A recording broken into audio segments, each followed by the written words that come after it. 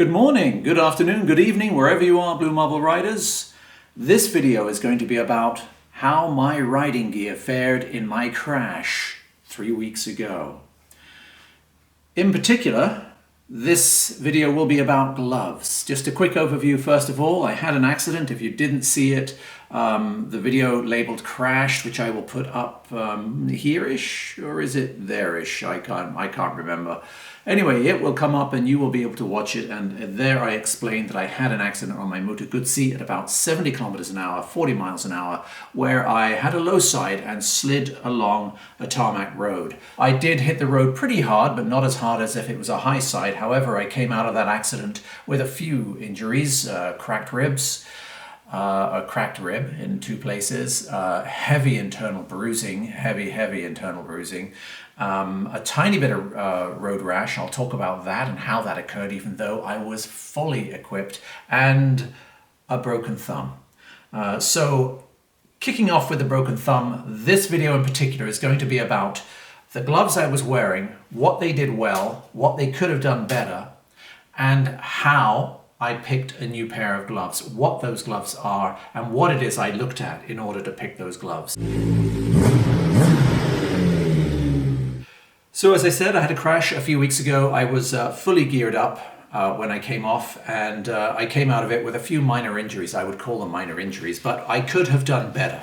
What could I have done better?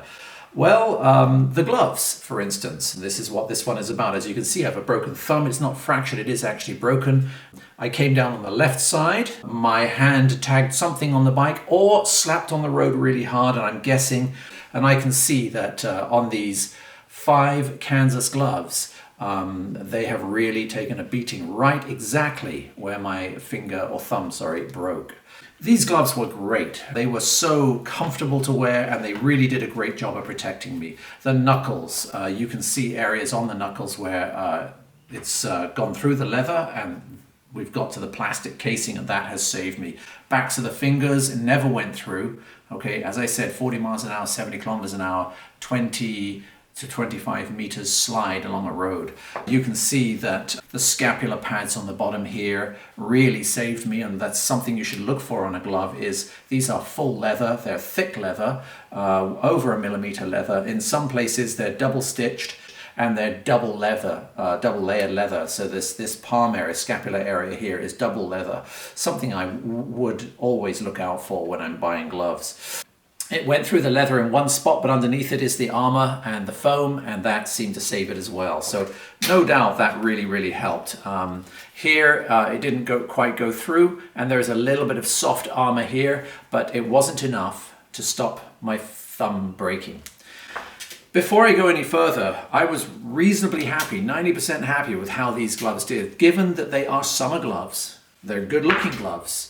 One of the reasons I bought these gloves is they are good looking and they're super comfy. They did a really good job, better than I thought they actually would if I got into an accident, to tell you the absolute truth. All gloves are rated, and I have never bothered looking at the rating beforehand. I've always looked at pads and thickness of leather and that sort of thing. So before I tell you what I bought to replace these and why I bought them, just a quick discussion about how gloves are rated and what you should look for when you're buying new gloves. First of all, there is a label inside all gloves that is a CE or European Union label, and they're the guys who do really a lot of testing on all equipment. In fact, in many countries in Europe, like France for instance, you must wear completely approved gear. In England, you just have to have the helmet approved. You can wear whatever else you like, and in Canada it's the same thing, just the helmet approved. Nevertheless, that does not stop me wanting to be protected. Look good, feel good, but I also want to make sure that this doesn't happen too often when I come off. So this is the CE label, and you'll see it says 1 kp on there. And here's a quick close-up of that label that you can see. 1 kp is what it says. And this isn't a law or a regulation in Europe. It's called the EN 13954-2015 regulation.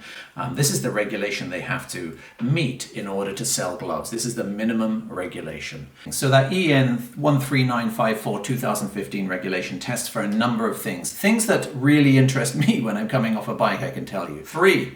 that really appeal to me.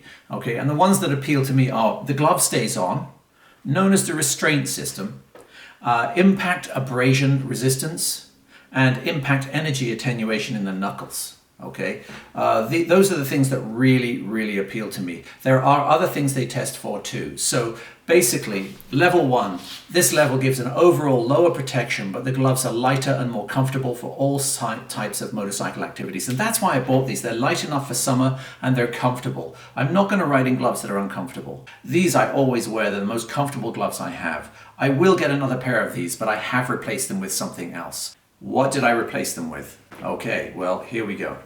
I replaced them with these very ugly, in my opinion, now some people love these by the way, I replaced these with the Handroid Pod Mark V. These are the Handroid Pod Mark V by Knox. Knox is an English company and they are big on safety. However, there is a bit of a contradiction here and I'll go into that in a minute. First of all, you can see they're a lot bigger. You can see they've got a lot of protection, which I'll go into in detail in a minute. They are, again, CE rated to a 1 kp level, but they are actually rated higher than these. Well, how can that be if they're both 1 on the EN 13954 2015 rating scale? Well, I'll tell you, it's because these are 1 in everything. These are not. These reach the level 1, and there's a second level, level 2. Level 2, this level gives an overall higher protection, but the gloves are heavier and sometimes more restrictive and less comfortable. These are a mix of level 1 and level 2, and because they don't achieve level 2 in all categories, they will be categorized as level 1 gloves. Short gloves like these and like these can never ever reach level 2. Okay, I'm not going to wear long gloves. I wear those in the winter, so the best I can hope for is a level 1 glove. But with that said, let's talk in detail about how these are an improvement on those over there. First of all, they are very expensive. You do not have to go this expensive to get this level of protection. I chose these gloves for one real specific reason, but before I go into that, let's talk about the tests they've passed, okay? So first of all, restraint system. They have this BOA system on the cuff here, and if I push down and turn this, it closes up the cuff over your wrist to the absolute tightness that you want. If I want to get out of them, I simply pull up on the BOA system and it automatically stretches out again. So you wouldn't be surprised to find that for the CE rating, these are level 2 in their restraint system. There is no way these gloves are coming off. And these are, remember I said the 3 things I really care about is the gloves stay on. That is the #1 most important part. And #2, impact abrasion resistance and the energy attenuation on the knuckles to make sure they don't smash my knuckles up. Okay, so 1, they stay on, and they're level 2 in that. I'm not sure what level these were in that. Possibly 2. They have a zipper on top which closes them up and makes them fit snugly, and they have Velcro here. Okay, these are definitely level 2 though. Tear strength, these are level 1. Okay, really good resistance, not the best you can get. And the reason for that is this: to increase your tear strength, to increase your seam strength, and these are also level 1 on seam strength, and they're also level 1 on cut resistance. Those are the 3 areas this glove still gets level 1, just like the Kansas 5s do, the 5 Kansas I should call them. They get level 1 because if they wanted level 2, as it says in the criteria for level 2, these will become very heavy and very restrictive to use, and I will not wear them if that's the case. So I'm willing to take that compromise. Where I'm not willing to compromise though, as I said before, is the impact resistance and the abrasion resistance. These get level 2 on those.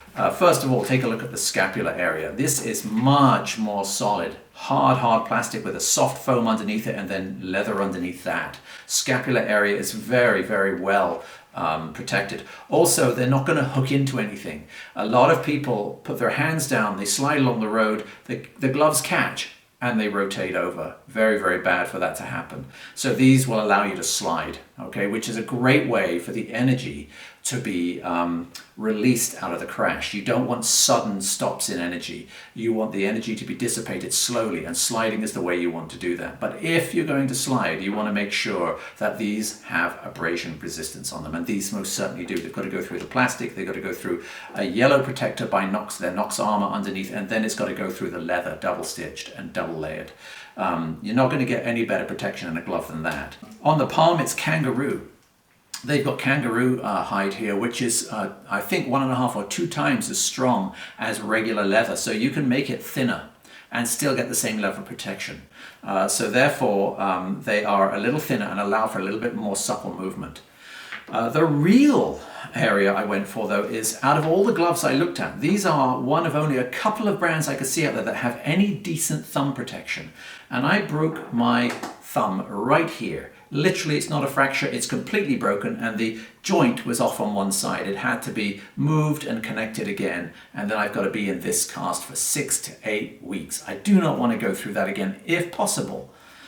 So, as you can see, the difference here is marked. Okay, I'm not faulting these. I knew what I was getting into when I bought the 5 Kansas gloves, and I will still buy another pair of these for very, very hot days where I want comfort more than anything else. But for most of the days that I ride, I will be resorting to these Knox Handroid pods. One of the reasons is, again, we've got this, it's a rubberized plastic that moves along, and you can see it articulates and it moves underneath this restraining system here, and it completely protects the bones in my thumb. And there's a lot of thickness underneath that, and again, the Knox armor is underneath that as well.